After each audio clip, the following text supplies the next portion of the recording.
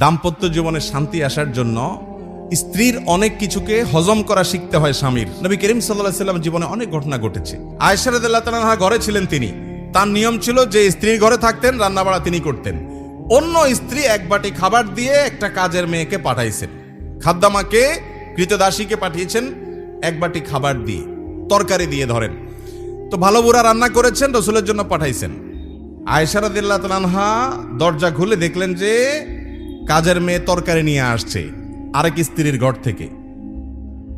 এই টাইমে যে কোনো মানুষই, যে কোনো মহিলারই মাথা গরম হওয়ার কথা। আমার বাসায় আজকে উনি থাকবে, আমি যা খাওয়াবো, তুমি আবার ওখান থেকে এক বাটি দিয়ে ভালো হওয়ার চেষ্টা করতেছো। উনি বাটিটা ধরে ছুঁড়ে ফেলে দিলেন। বাটির সব তরকারি তো গেছে, বাটিও দুই টুকরা হয়ে গেছে, কাঁচার বাটি ছিল। এই দৃশ্য নবী করিম সাল্লাল্লাহু আলাইহি ওয়াসাল্লাম দেখার পর উনি বাইরে হয়ে আসলেন, যা উঠান থেকে নিজের হাতে সে ভাঙা বাটিটা নিয়ে আসলেন। আনার পর একই শেপের একই ধরনের আরেকটা বাটি এই ঘরেও ছিল, আসলে তার ঘরে।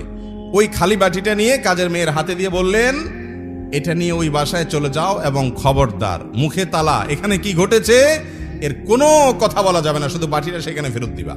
ওখানে বাটিটা ফেরত দিচ্ছে। যিনি পাঠিয়েছেন তিনি মনে করেছেন যে কি, যে তরকারি রেখে কত সুন্দর করে ধুয়ে সাফ করে আবার বাটিটি দিয়েছে, তিনি অনেক খুশি। এই হাদিস বর্ণনা করার পর কোন মুহাদ্দিস, কোন হাদিস বিশারদ, কোন হাদিসের শেষে এটুকু অতিরিক্ত বর্ণনা করতে পারেন নাই যে নবী করিম সাল্লাল্লাহু আলাইহি ওয়াসাল্লাম আয়েশা রাদিয়াল্লাহু আনহাকে ডেকে দুই চারটা ধমক দিয়েছেন। আপনি আমি যদি হইতাম এই জায়গায়, আর কিছু না হোক, বোর্ড দিকে তাকায়া অন্তত বিরক্তির সুরে এটুকু তো বলতাম যে এটা কাজ করলা, তুমি বাটিটা ভেঙে ফেললা, তুমি তরকারি না নিতে বাটিটা ভেঙে ফেললা। নবী করিম সাল্লাল্লাহু আলাইহি ওয়াসাল্লাম একটি কথাও বলেছেন বলে কোনো বর্ণনায় পাওয়া যায় না। দাম্পত্য জীবনে শান্তি আসার জন্য স্ত্রীর অনেক কিছুকে হজম করা শিখতে হয় স্বামীর, আবার একইভাবে স্বামীর অনেক কিছুকে হজম করা শিখতে হয় কার? স্ত্রীর।